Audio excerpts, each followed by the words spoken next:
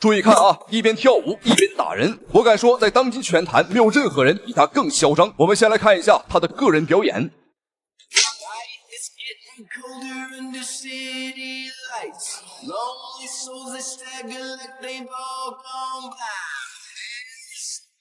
如果说梅威瑟是万花丛中过，片叶不沾身，那他就是杀人红尘中脱身白刃里。飘逸的身法再加上灵活的步伐，让他的每一场比赛都变得赏心悦目。与其说他是在打比赛，不如说他是在进行一场个人表演秀。观众看爽了，但对手也相当难受了。有些对手为了击败他，甚至情愿两败俱伤，但最终也未能得逞。他就是格斗界最风骚的舞蹈大师本·惠特克。在他击败过的众多受害者当中，哈利德·格拉迪亚绝对是最惨的一个。他被本·惠特克完全当成了玩具，不仅充当了背景板，而且还成为了垫脚石。两个人的比赛在外国视频网站上的播放量已经超过3亿多次，这无疑是把哈利德钉在了耻辱柱上。那就让我们一起来看一下本·惠特克这场成名之战到底有多精彩。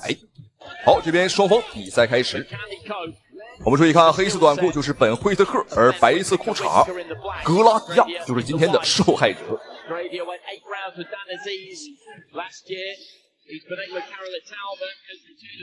惠特克在打这场比赛之前，他的战绩是5战5胜，而他的对手呢，其实注定会成为垫脚石，因为他的年纪已经41岁，战绩上的话也是输多赢少，实力一般，名气很小。不过通过这场比赛，可以说是让全世界的全民粉丝都认识了他。我们注意看本·惠特克后背的这个纹身相信如果有的观众朋友们看过这个动漫海贼王就知道啥意思了这属于白胡子团队成员的一个经典标志纹身，甚至有人说他是白胡子海贼团的2队队长。好，开始了，飘逸的步伐，灵活的走位，风骚的作战风格，让很多全民粉丝说呢，看他的比赛就想起了当年的王子哈迈德。不过哈迈德已经退役多年了一直没有人继承他的衣钵。如今的本·惠特克横空出世，也是让很多的全民粉丝眼前一亮。但说句实话，现在很多人喜欢看他的比赛更多的是期待他如何翻车期待他什么时候输。这也正是他的一大看点之一。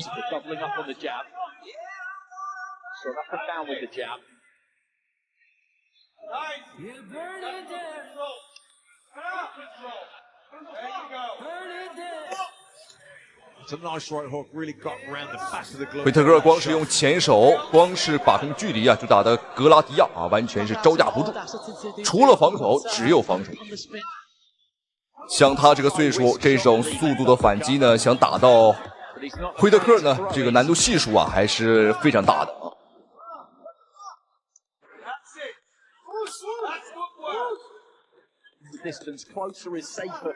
第一回合的惠特克还算低调还没有开始他的挑衅，他的风骚舞姿。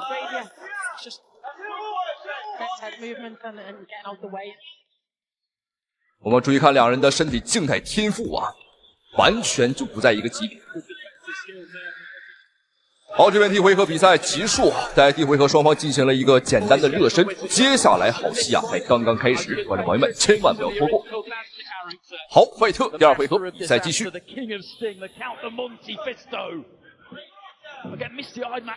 漂亮，连续的前手，惠特克这个拳打得快收得也快。主要是不得不讲，惠特克他的这个静态身体天赋观众朋友们太好了，长胳膊长腿而且这个身高也非常到位，狂的是有狂的资本，技术好，身体条件好，包括他本身的这个天分也高，还有潜力。漂亮，刚刚是一个好，又开始了风骚走位。在热身完毕之后的惠特克现在已经是打开状态了。格拉迪亚不要说打了，现在想要碰到惠特克一拳都是奢侈。漂亮反击，爆杆了！哇，这个穿透力非常强。我们看格拉迪亚还能打吗？应该是没问题，因为刚刚应该是有打到手套的好，比赛继续。好，来了！哎呦，360度旋转！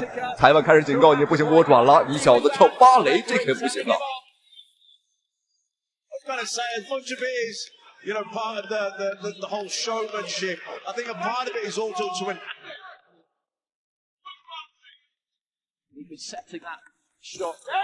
漂亮，经典的后拉摇闪，简直就是单方面的吊打。现在他就是在军训这位老将。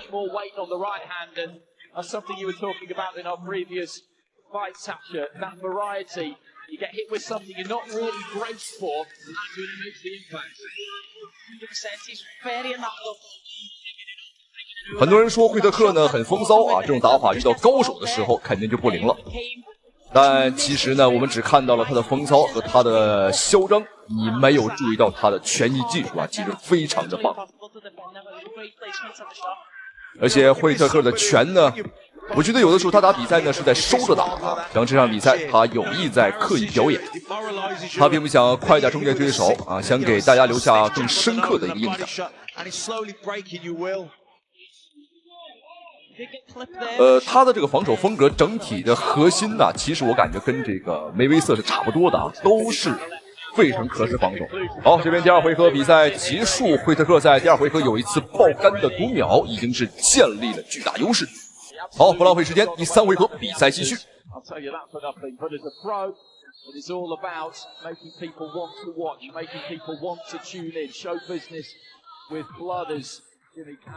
老的拳迷粉丝相信对另外一位风骚大师应该很熟悉啊，他的名字叫做迈克尔佩奇啊，绰号毒液。迈克尔佩奇也打过拳击，我真的很希望啊，这个惠特克啊，在迈克尔佩奇还没退役的时候，两人打上一场。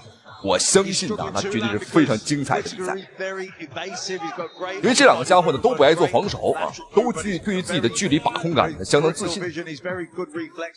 他们有共同的特点，就是身体天赋都很恐怖。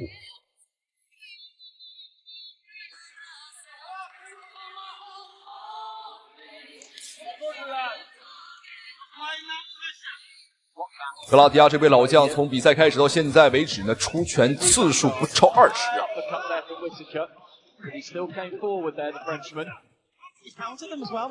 这也是没办法的事情，如果不做好防守呢，他只可能啊输得更早。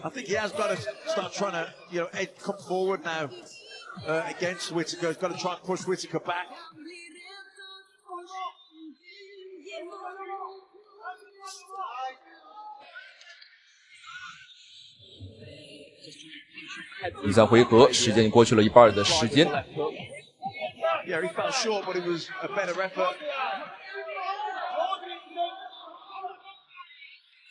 哇！打完拳之后啊，你看收拳的时候还来一个大摆锤吗？这是。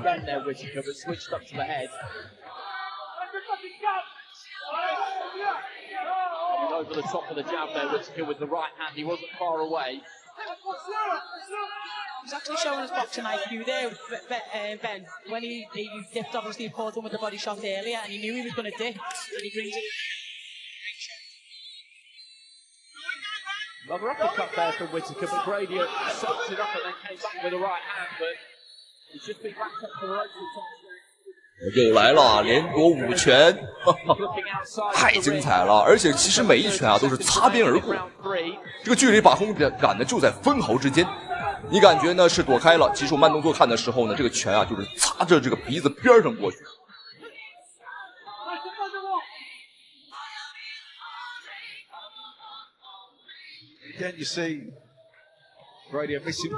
可以说是万花丛中过，片叶不沾身。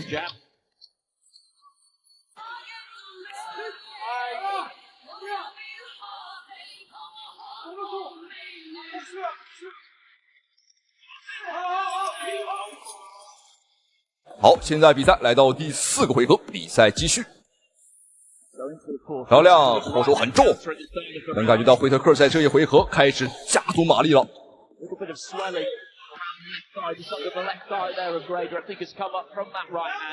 而且还有一点啊，就是惠特克的体能也相当恐怖。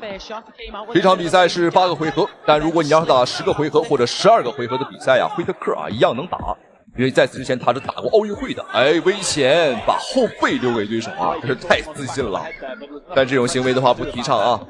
如果说打到后脑，那一下可就完了。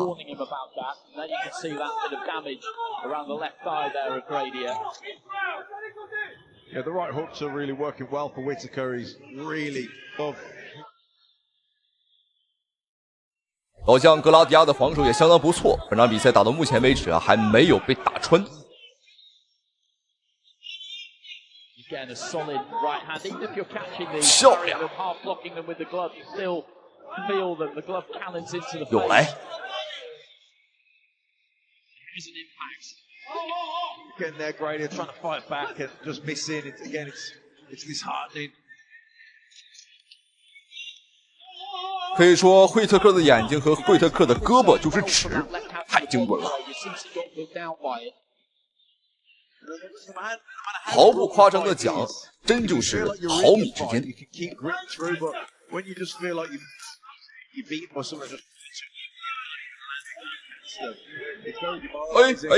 这个打后脑啊，这一下当然没用力啊，的确是没用力。裁判警告的说你不要打后脑，但是惠特克刚刚这一下啊，杀伤力不大，侮辱性极强啊。他躲过了对手的防守进攻之后，见对方呢还没有缓过来啊，赶紧打一拳。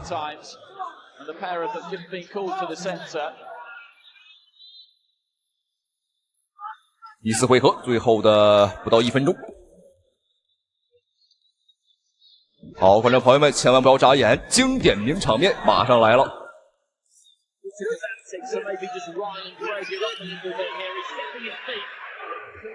哎呦，太风骚了！武神附体，边退边跳，裁判也拿他没办法。别叫本惠特克了，叫尼古拉斯啊，这个惠特克，这是赵四的徒弟啊，这是。好，裁判开始警告了，看不下去了。但没办法啊，这个跳舞呢，虽说有不尊重对方的行为，但是我觉得更多呀是他一种放松的表现，一种个人的风格。但裁判还是需要站住。制裁惠特克的比赛呢，真的是很操心呐，因为这小子应该不会犯规啊，只不过呢，这个总跳舞，这可不行啊，这是拳击擂台啊，这可不是什么芭蕾舞擂台啊。不过惠特克很聪明啊，他知道观众想看什么。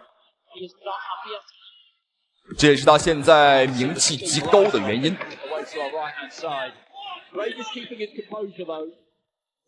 而且他也放话了啊，只要输掉1场比赛，他就从此退役。这使得他的每一场比赛呢都人山人海啊，座无虚席。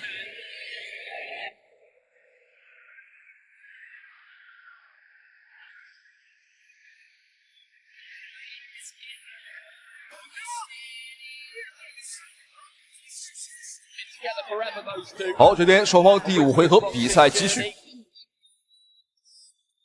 看一下本惠特克今天能否 K 掉对手。前4个回合我们已经是大饱眼福啊，看得很爽了。好，看一下比分，打分卡上没悬念啊，40比35，4个回合都是大比分领先，尤其是第2回合。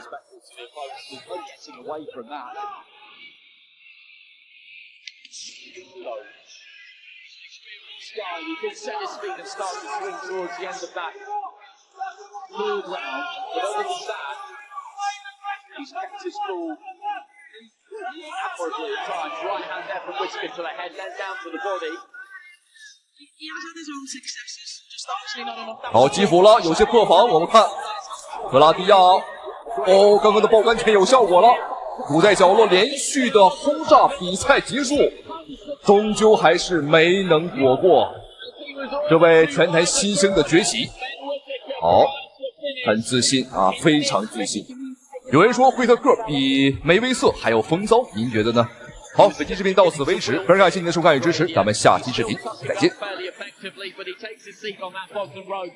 His trainer at that. 这是真正的勇士才敢参加的比赛，赢者拿走100万奖金。但赛制规则也相当残酷，只有 KO 对手才能够获胜。这一战，俄罗斯总统贴身保镖对上了法国不败冠军，两人的比赛相当激烈，打碎了鼻梁，干断了下巴。比赛最后全部毁容。好，我们注意看视频当中这个年轻的小伙子，他便是俄罗斯的总统贴身保镖吉米。而这一战，他遇到了法国的不败冠军，29战全胜的凯文·德洛西。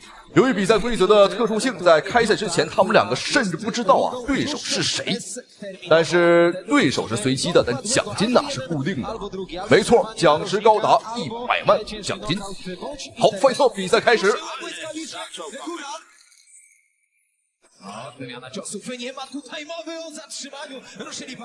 哇，两个人是完全没有战术，见面就开打。100万赏金就摆在面前，人为财死，鸟为食亡。到了这一刻，没有人想退缩。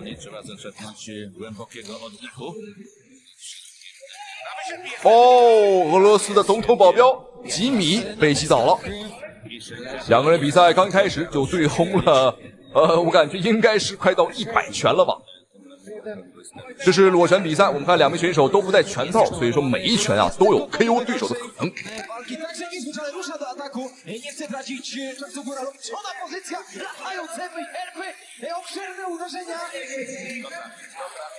哇，我们看比赛擂台都在颤抖，而且这个擂台非常小，长和宽不足3米，谁都别想跑。比赛擂台搞这么小，就是为了增强对抗性，让两名选手打起来。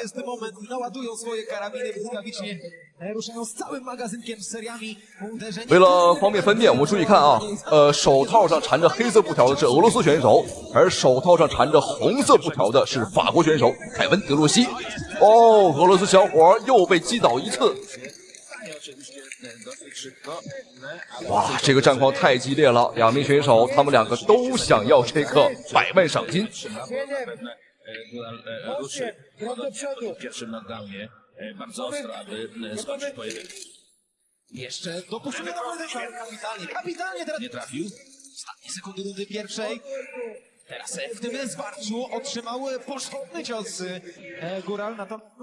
好，这边第一回合比赛结束，俄罗斯小伙吉米开局不太利小伙子刚一开局就被连续读秒2次。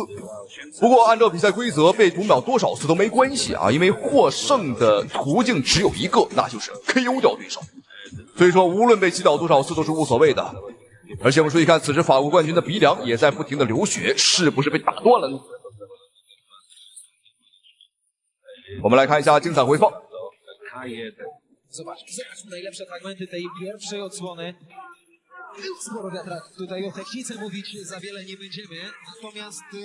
不戴拳套的拳头杀伤力观众朋友们实在是太大了，基本上只要沾边只要是碰到了，不被 KO 也要被读秒。好，这边双方第二回合比赛继续。大伙儿不要认错了黑色手套的便是俄罗斯总统贴身保镖吉米，而红色布条的便是法国不败冠军。他们两个说句实话，在外貌上我也很难分辨呢，感觉就像两个亲兄弟一样，发型也一样，短裤也一样。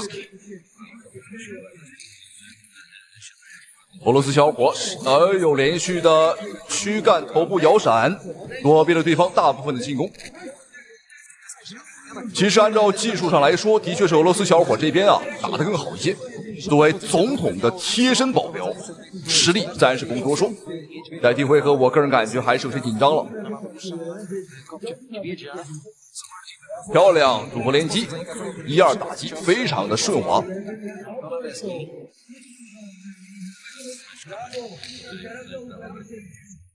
连续的1-2连击打得法国不败冠军现在连头都抬不起来。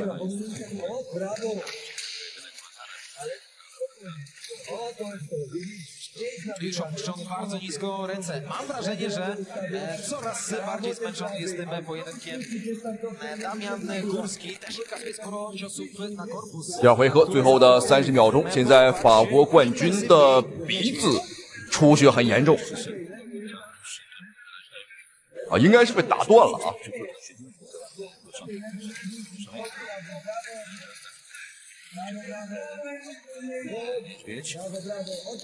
哎，法国冠军的牙套被打掉了。哦呦，这个鼻梁的出血量非常恐怖啊！哇，他还能继续吗？100万的奖金毕竟不是小数目，所以说，一般情况下应该是不会认输的。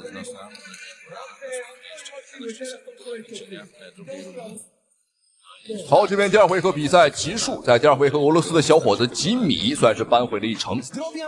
虽然说英国冠军啊，在第一回合打得很凶啊，但是在第二回合他体能和状态下滑的实在太快了，这就是典型的3板斧。如果一个回合没拿下，那么接下来的比赛将会非常难打。好，我们一起来看一下双方的精彩回放。啊，他们两个的纹身啊，这个都甚至差不多。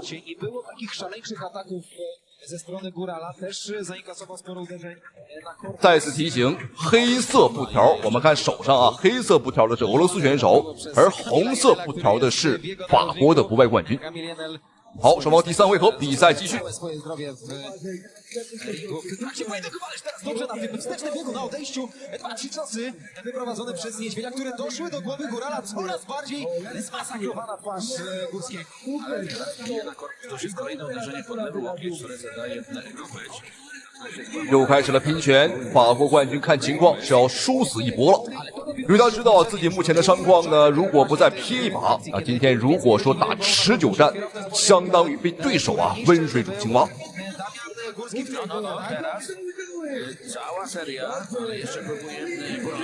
俄罗斯的总统保镖，他的技术相当精湛，无论是拳法还是身法还是步伐。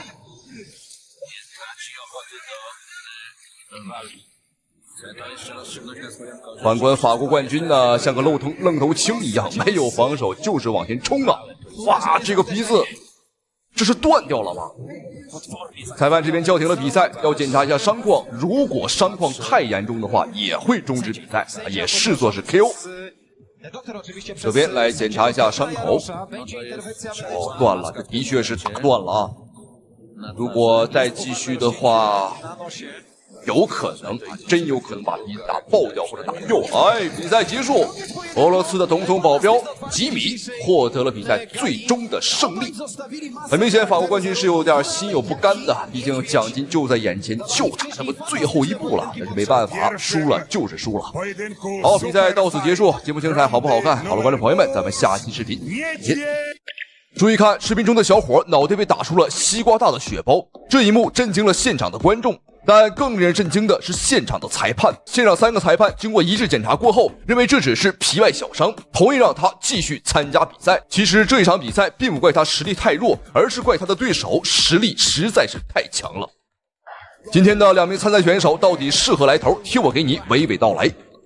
好，这边双方的比赛已经开始了。我们注意看这个个子偏高啊，细高的白人选手，来自苏格兰的乔治。乔治这名选手呢是为数不多的白人泰拳世界冠军。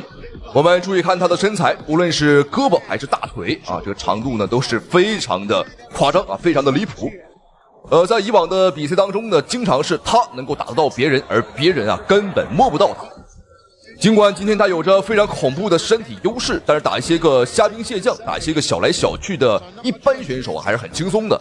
不过当他遇到眼前这位泰拳世界顶级选手的时候，他的身形优势啊就形同虚设。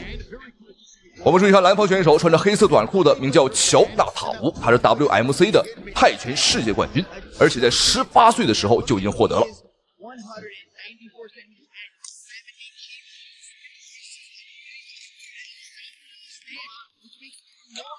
纳塔乌是一个打法非常强硬的选手，而且在职业生涯的后期啊，打的都是高手。我们耳熟能详的像达文猜、苏波邦、阿拉佐夫，包括乔治奥、佩特罗西扬，都曾和他有过交手啊。可以说呢，他专挑硬的打，专挑冠军打。包括今天打的也是一个冠军。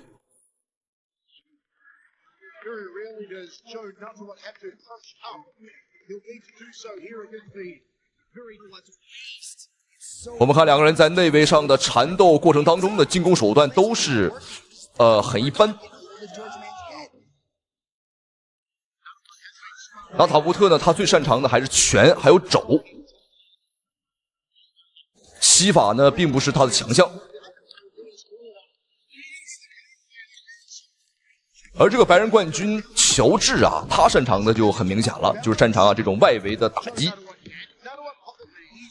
他以往的比赛呢，其实也都是以点数判定因为他太高了，又高又瘦，肌肉的爆发力不是很强终结能力偏弱。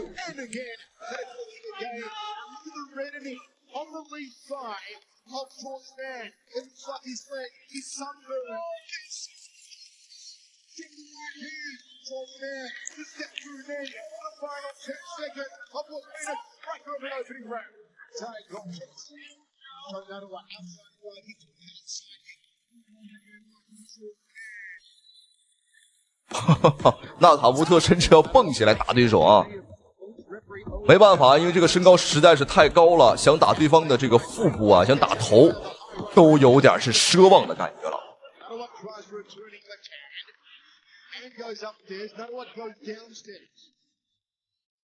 官方数据的话，他是1.88米，但是我肉眼看来，他至少有1.9米的身高。It was just that forward pressure. It wasn't really a dump. It wasn't really a trip. It was just George Mann driving forward. I'd like to see George Mann start utilizing that jab. He's not really letting it go off. He's throwing the push kick quite a bit. That was a nice knee that he landed. You can see why it's so hard for George Mann to find opponents, particularly down in a... 白人选手乔治的战术也相当明确，就是远了打拳远了踢腿，近了之后赶紧搂抱，不给纳塔乌特任何中近距离打拳的机会。Difficult. Yeah, you can see Nanawa seems to be that leg kick. He's going after those legs. You can see that lead leg of George Mann looks like a strawberry. 看比赛的时候我甚至担心乔治的2条腿会自己打结，因为他的2条腿看起来底盘很不稳像这个面条一样颤颤悠悠的。纳塔乌特也尝试去砍腿了，砍对方的前腿的大腿内侧。目前来看效果并不是特别明显，但是肉眼上来看，乔治的大腿内侧前腿已经是红肿了。顶膝也在特意顶这个位置，就是要限制对方的移动能力。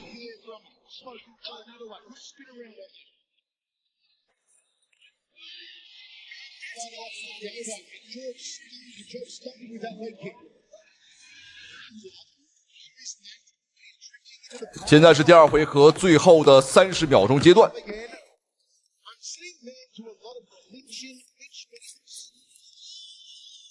这2个人也较上劲了纳塔乌特很想拼一拼，但这个乔治呢，他的搂抱非常频繁，完全不给他发挥的机会纳塔乌特这个顶膝又顶到。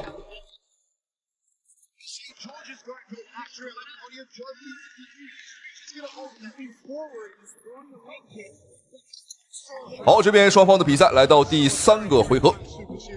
我们看白人选手乔治他的左侧防守相当不错，左手始终是高高举起，不过这也使他忽略了右侧的防守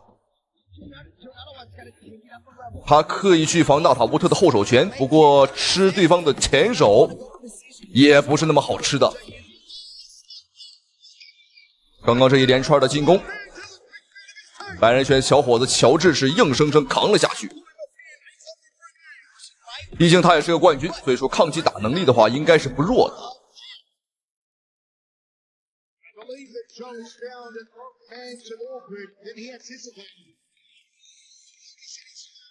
其实在泰拳界有不少像乔治这样身材的白人选手，还有很多像乔纳森都是比较高的。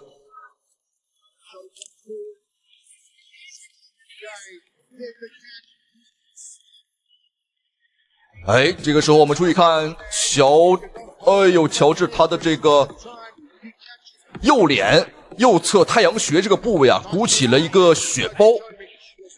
目前目测来看的话，这个血包面积还不是特别大，应该不会有什么太大的一个影响。打出血包在搏击擂台也是非常常见，尤其是泰拳擂台好，纳塔乌特连续的左右开弓。乔治不做防守就想打近身内围，不过在这途中呢，吃到对方连续的肘击，我们看这个血包啊，越来越明显。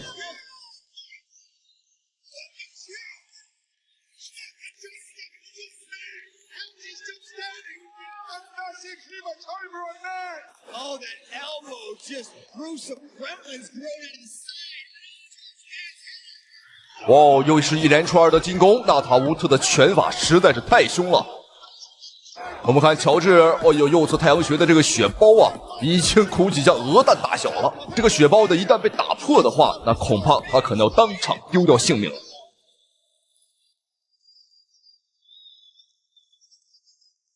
哎，这边裁判临时终止了比赛，应该是要检查一下伤口。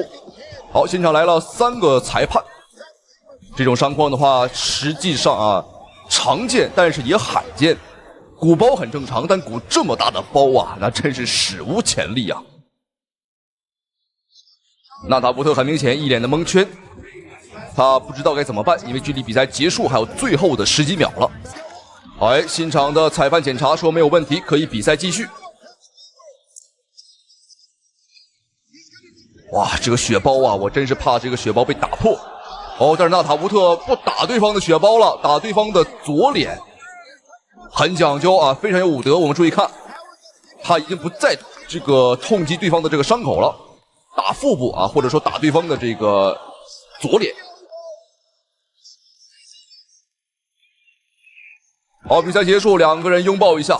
虽然说输掉了比赛，但是这个小伙子啊，他的意志力真的是非常顽强。现在李景亮把徐某捡起的高高的抓起来，徐某不打了，不打了，不打了，澳大利亚特种兵对中国选手出言不逊，李景亮一怒之下冲上擂台，3记霸王举挺，将其当场摔得半死不活。最后一招站立断头台，将其当场掰断脖颈，送他去见上帝。我是来自澳大利亚的特种兵拳王，我叫鲁克居莫。今天我会把中国选手的10根手指掰断，让他们瞧瞧我的厉害。好，观众朋友们，这边双方的比赛已经开始了。我们注意看红方选手红色拳套啊，便是来自于新疆塔城的李景亮。而我们再注意看蓝方选手穿着黑色裤衩的，便是澳大利亚特种兵居莫。他曾经在澳大利亚的陆战特种部队当中啊待过2年，有着非常丰富的一个实战经验。来到搏击擂台之后啊，混得也是风生水起啊，8战8胜。而我们的中国好汉李景亮来自于我们中国新疆塔城啊，来自于新疆的一个儿子娃娃。好，进地面了，李景亮现在处于上位。李景亮在打综合格斗，在打搏击之前啊，他曾经是一个职业摔跤手，12岁开始练习，所以说无论是体能、耐力还是核心控制力都相当的出色，不断的肘击。我估计这个居莫呀也没有想到他的对手啊中国选手这么强大，要不然赛前他也不可能说啊这个在媒体镜头面前说呢会把中国选手的10根手指全部掰断。还以为我们中国是100年前的中国，因为现在很多的这个西方国家啊，他们的信息非常闭塞啊，国家想给他们看什么，他们只能看什么。他们还以为中国现在是连饭都吃不起啊，以为中国的搏击水平很低，结果在真正开打之后，他就傻眼了。哎，我们注意看居莫这个姿势啊，非常难受了，被李景亮哎呦受胯下之辱啊！想跑没那么容易，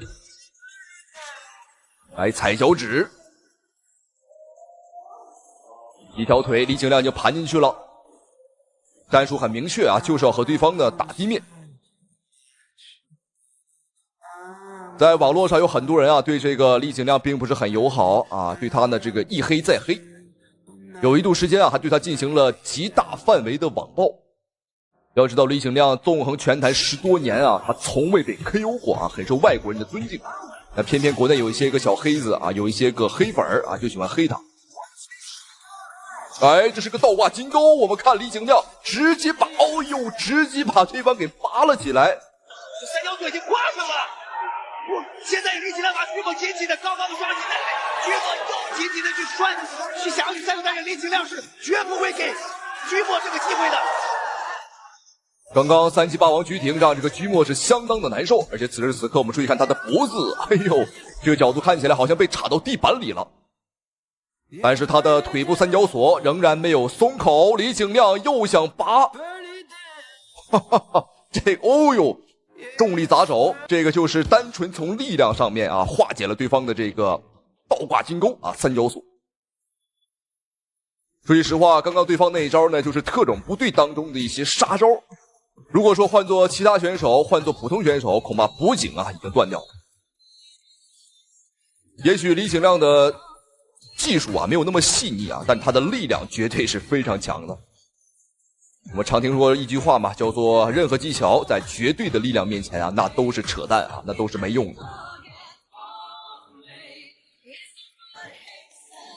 好，李景亮在上位，这是一个侧方位的把控。毛被翻过来了，但是我们注意看君莫的两条腿现在搭在了笼子外面。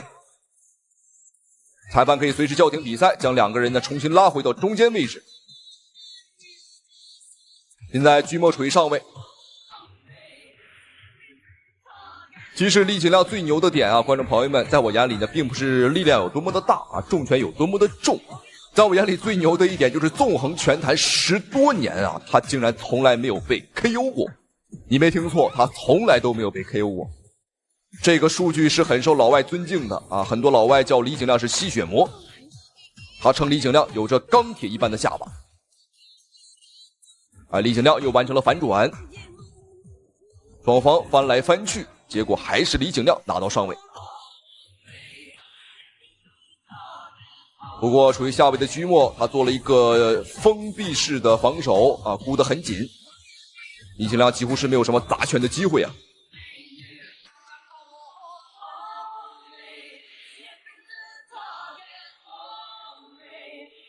好，这边比赛第一回合结束，李景亮可以说用恐怖的力量征服了现场的观众，也征服了我，相信也征服了屏幕前的你。不过对方毕竟是特种兵出身啊，对方还有很多杀招和一些秘密招式还没有用，到底还有多少招？我们先画一个问号啊。第二回合来看一下双方的表现，看双方第二回合战术有何调整。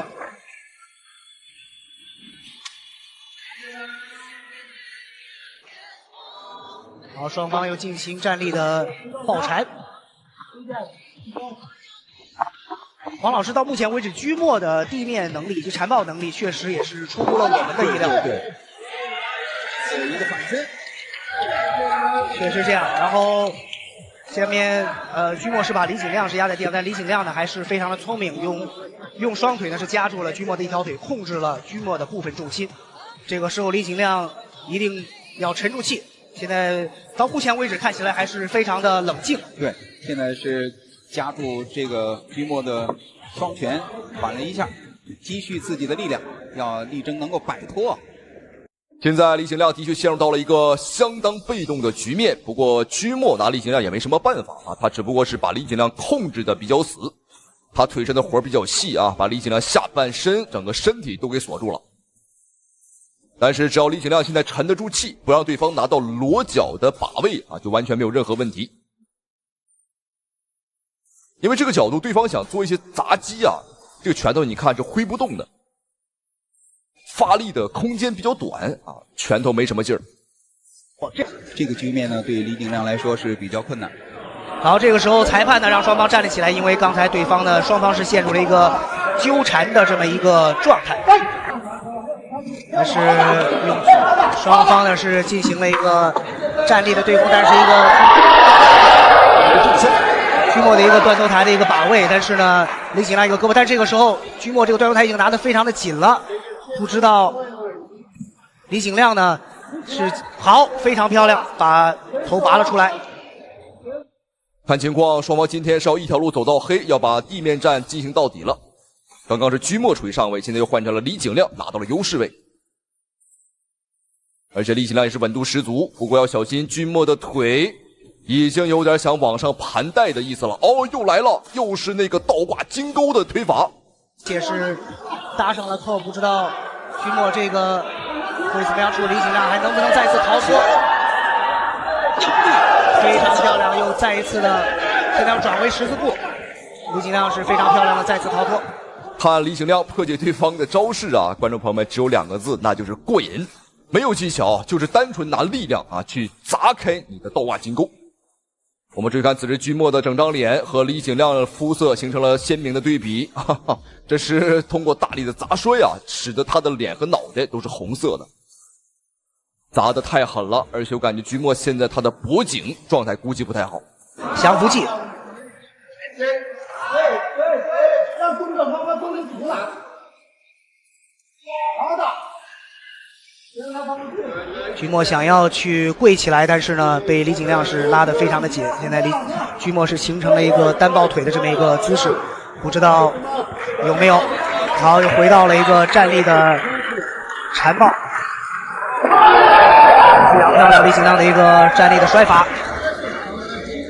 现在新西兰的特种兵居墨呀，可以说是叫天天不应，叫地地不灵，他根本甩不开李景亮。我们看李景亮还是在不停的转换把位啊，看情况他应该是在寻求一个能够通过降服来终结对方的方式。好，这是一个夹臂啊，带着对方右臂的一个断头台的把位，有机会吗？